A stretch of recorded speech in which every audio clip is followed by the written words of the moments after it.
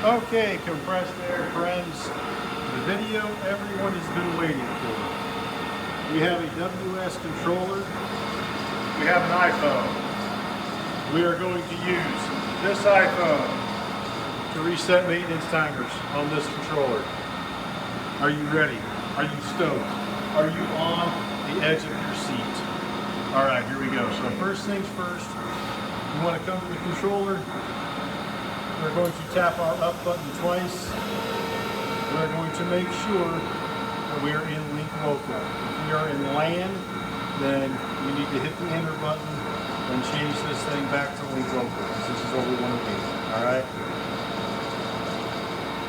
So next thing we're going to do, we're going to make sure that we are either plugged into that Ethernet port in the center of the I/O module, or on some of your later models, you'll actually have a jumper that runs from there to either a plug in the door or a plug in the side of the electrical cabinet or something like that. So we just want to make sure we're not plugged in here. We're plugged in here. All right. Now, let me set my tablet up just right here so you guys can see what I'm doing.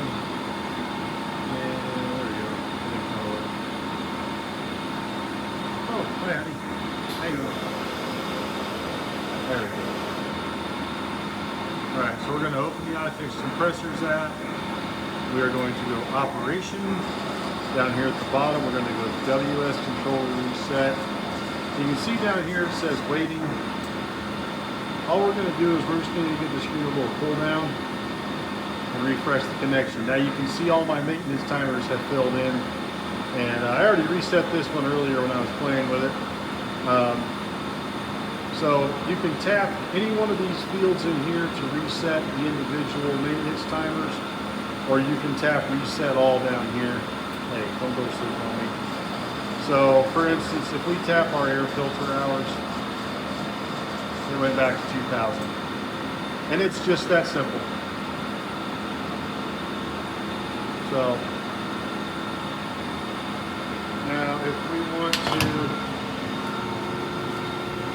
just make sure, like I said, this is always going to be via the Ethernet connection to the I/O module. Some of these, like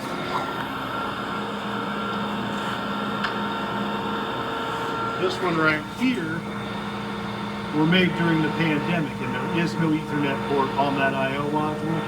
The only option you have here is you have to have the WSPC software to be able to hook to the serial port of this I/O module, or if you buy an updated I/O module, it will have the Ethernet port built into it. I have tried every way I can think of to get that serial port to communicate with the iFixcompressors app on my iPhone, and it just won't do it. So.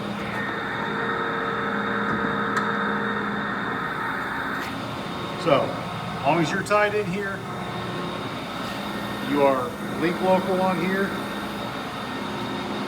you should be able to reset it with this guy. The iFixcompressors app only works for iOS devices, your iPhones, your iPads, things like that. If you have an Android device, it will not work. The app does not work on Android devices. So, keep that in mind as well. But there you have it, folks. That's the video everybody's been asking me for. Now, one other caveat to this.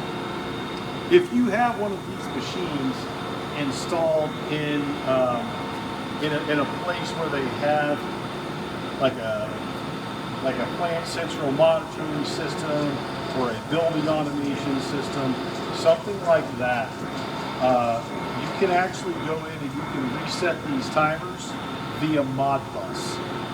And if you do have an application like that you need some help with, just shoot me a DM, let me know, I'll get you the information you need for that.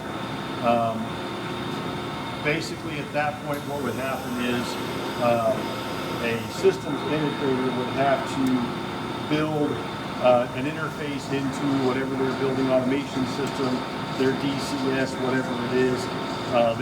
They would build some buttons in there, and your operator would just go, oh, reset compressor, you know, maintenance timers, or reset oil filter, or whatever.